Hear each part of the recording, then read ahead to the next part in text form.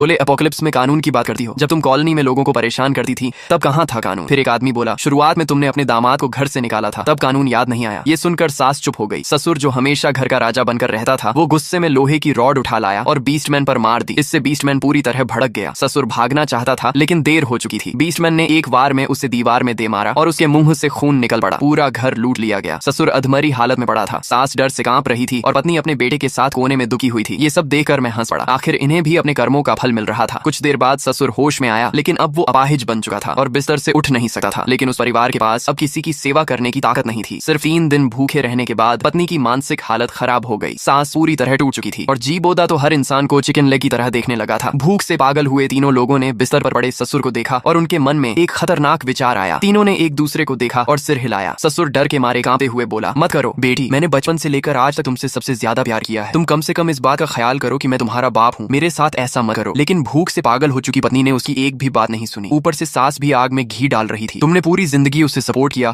अब उसका ऐसा मरना भी सही ही है। पत्नी ने भी सास की बात का साथ देते हुए सिर हिलाया। अरे पापा, आप आराम से मर जाइए। और उसी समय मैं शहर के बाहर बने लग्जरी विला के असली लेदर वाले सोफा पर आराम से लेटा हुआ था। मेरे सिर के ऊपर सेंट्रल एसी से निकलती 20 डिग्री की ठंडी हवा चल रही थी। मेरे सामने लगी विशाल स्क्रीन पर हिडन कैमरा के जरिए लियू परिवार का एक दूसरे पर टूट पड़ने वाला पूरा सीन 360 डिग्री एंगल से बिना किसी ब्लाइंड स्पॉट के लाइव चल रहा था। मेरे हाथ में बर्फ से भरा एक गिलास था जिसमें फिजी ड्रिंक डली हुई थी और मैं बर्फ के ग्लास से टकराने की साफ टनटनाहट सुनते हुए अपने होंठों पर ठंडी मॉकिंग स्माइल ली बैठा था। पिछली जिंदगी में यही निर्दयी लोग मेरे रिसोर्सेज छीनने के लिए बिना किसी दया के मेरे साथ भी बिल्कुल ऐसा ही कर चुके थे। उन्होंने मुझे बेरहमी से घर से बाहर निकाल दिया था ताकि मैं बाहर 60 डिग्री की गर्मी में तड़प तड़प कर मर जाऊं। अब वही जंगल का कानून वाला नरक आखिरकार उनकी जिंदगी में आ चुका था। लेकिन मैं जानता था कि ये अभी सिर्फ शुरुआत है। उनकी असली तबाही अभी बाकी थी। मैंने आराम से सीसीटीवी बंद किया और सोफे से उठ खड़ा हुआ क्योंकि अब मेरे सामने एक और बड़ा प्रॉब्लम खड़ा हो चुका था। जैसे जैसे तापमान बढ़कर 65 डिग्री पार कर रहा था, पूरी दुनिया में म्यूटेंट एवोल्यूशन बहुत तेजी से बढ़ने लगा था। मैं विला की बड़ी ग्लास विंडो के सामने खड़ा होकर बाहर अपने कोर्टयार्ड को देख रहा था जहां मेरे पाले हुए सारे स्ट्रे एनिमल्स